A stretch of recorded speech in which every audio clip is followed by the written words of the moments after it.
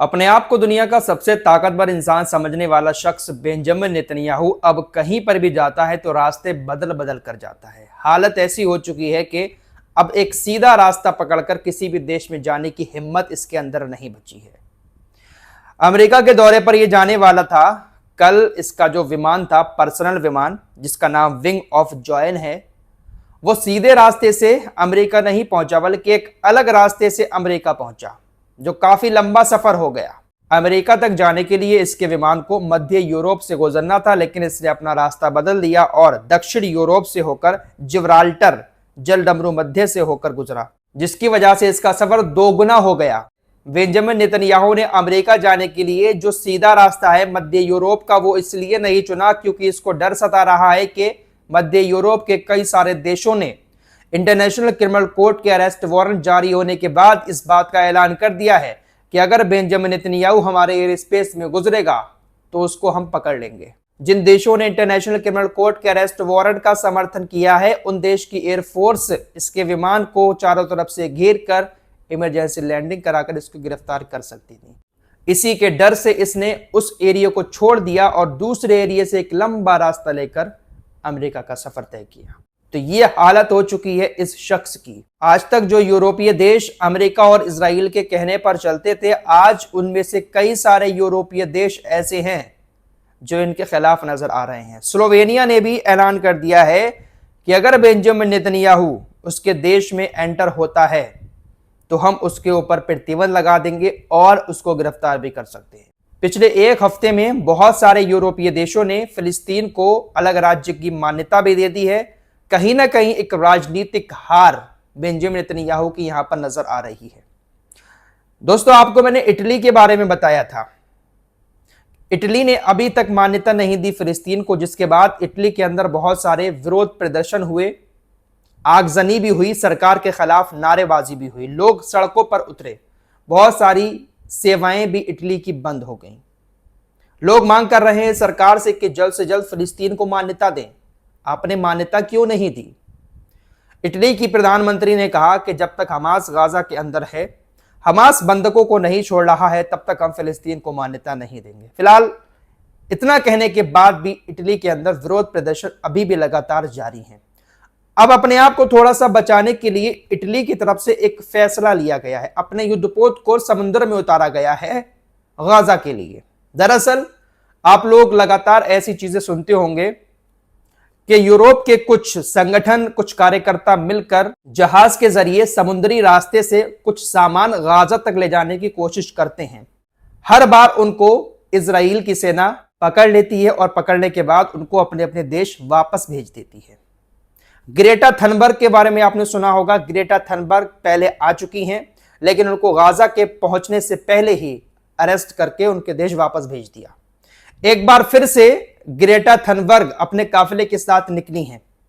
एक और जहाज आ रहा है, वो भी रास्ता में है, लेकिन ग्रेटा थनबर्ग एक बार फिर से निकल चुकी हैं सामान लेकर जहाज में गाजा के लिए। ग्रेटा थनबर्ग का बेड़ा तेजी के साथ गाजा की तरफ बढ़ रहा है और एक बार फिर से ऐसी उम्मीद लगाई जा रही है कि शायद हो सकता है एक बार फिर से इजराइल की सेना उनको गिरफ्तार कर ले, गाजा तक ना पहुंचने दे, क्योंकि समुद्र के किनारे ही गाजा बसा हुआ है।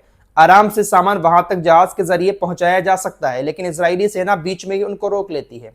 तो अब ग्रेटा थनबर्ग के बेड़े को प्रोटेक्शन देने के लिए, प्रोटेक्ट करने के लिए इटली ने अपने 2 युद्धपोत उतार दिए हैं। इटली की तरफ से पहले एक नौसेना जहाज ग्रेटा थनबर्ग के बेड़े को प्रोटेक्ट करने के लिए भेजा गया, जो उसके साथ साथ चलेगा।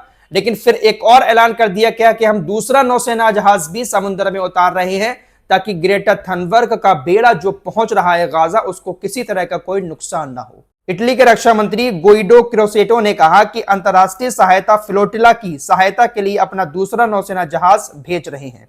हमने एक जहाज भेज दिया है और दूसरा रास्ते में है।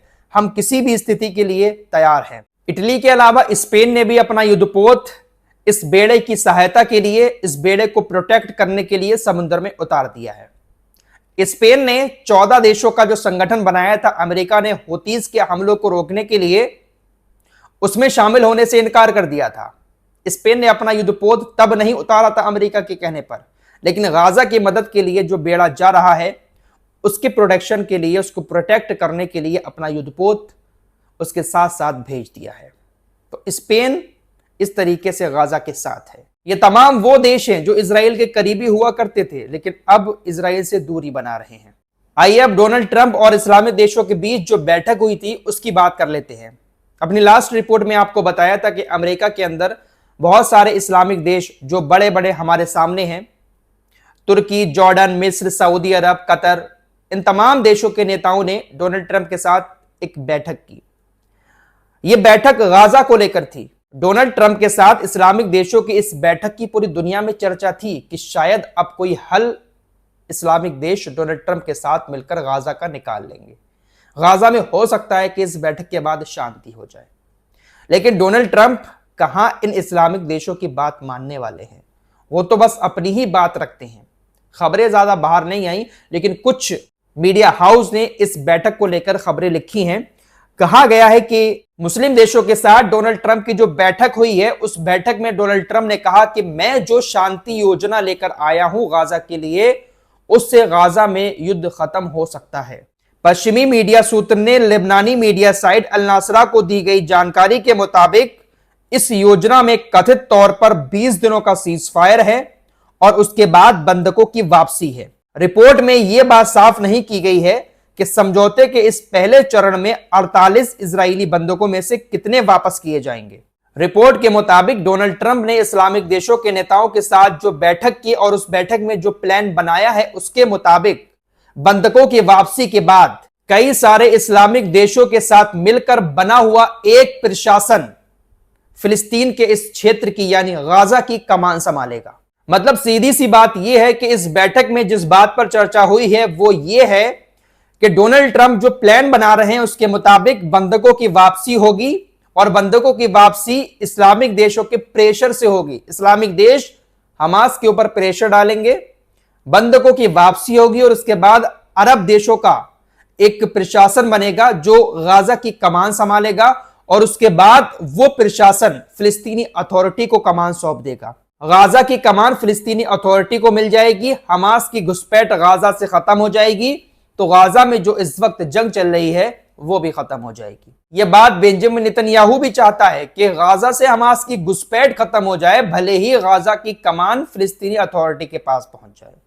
फिलिस्तीनी अथॉरिटी जो महमूद अब्बास के अंडर में आती है, फिलिस्तीनी अथॉरिटी जिसके अभी नेता महमूद अब्बास हैं, अगर इनके हाथ में गाजा की कमान आ जाती है तो कह सकते हैं कि वो इजराइल के हाथ में ही कमान पहुंच गई, क्योंकि इनके हाथ में अभी जो एरिया है उन जगहों पर भी इजराइल की चलती है। तो गाजा की कमान जब इनके हाथ में आ जाएगी तो गाजा में क्या इजराइल इनकी चलने देगा? इनके पास है क्या? कुछ भी नहीं है। फिलिस्तीनी अथॉरिटी के पास किसी तरह की कोई सेना नहीं है जो इजराइल की सेना से लड़ सके। गाजा में हमास लड़ रहा है, इजरायली सेना के ऊपर वो काफी भारी पड़ रहा है और अगर हमास वहां से चला जाता है, फिलिस्तीनी अथॉरिटी को मिल जाती है गाजा की जिम्मेदारी, तो गाजा निकल जाएगा। तो इस तरीके का प्लान डोनाल्ड ट्रंप ने इन इस्लामिक देशों के सामने रखा है। हालांकि अभी तक पूरी तरह से इस्लामिक देश इस पर राजी हुए हैं नहीं हुए हैं, ये चीजें सामने नहीं आई हैं, लेकिन ऐसी चीजें आई हैं कि वेस्ट बैंक को इजराइल के कब्जे में नहीं जाने देंगे इस्लामिक देशों की तरफ से, ऐसा जरूर कहा गया है। वेस्ट बैंक अभी वो एरिया है फिलिस्तीन का जो पहले पूरा फिलिस्तीन हुआ करता था, लेकिन अब इजराइल ने वहां पर सेटलमेंट करके यहूदी बस्तियां बना ली। अब आधे में जो है मुसलमान हैं और आधे में यहूदी हैं, लेकिन इजराइल पूरे वेस्ट बैंक को अपना बनाना चाहता है। इसी पर तुर्की, जॉर्डन, इंडोनेशिया, पाकिस्तान, सऊदी अरब, कतर, यूएई, इन तमाम देशों ने कहा संयुक्त राष्ट्र महासभा में कि वेस्ट बैंक को हम इजराइल का नहीं होने देंगे। देखते हैं ये अरबी देश किस तरीके से फिलिस्तीन का फ्यूचर सेट करेंगे। वैसे जो यरूशलेम है जिसको इजराइल अपनी राजधानी बताता है और वहां पर ऑफिशियली राजधानी बनाना चाहता है, उसको लेकर यूनाइटेड नेशंस के जो एंटोनियो गुटरेस है उन्होंने कहा कि फिलिस्तीन का जो यरूशलेम है वो इजराइल की भी राजधानी बने और फिलिस्तीन की भी राजधानी बने, दोनों देशों की राजधानी बनना चाहिए, यानी आधा आधा बांटने का मकसद है इनका। फिलहाल ये सब चल रहा है इस वक्त फिलिस्तीन को लेकर। कुछ और लेटेस्ट अपडेट के साथ फिर हाजिर होऊंगा। अपना ख्याल रखिएगा। अल्लाह हाफिज।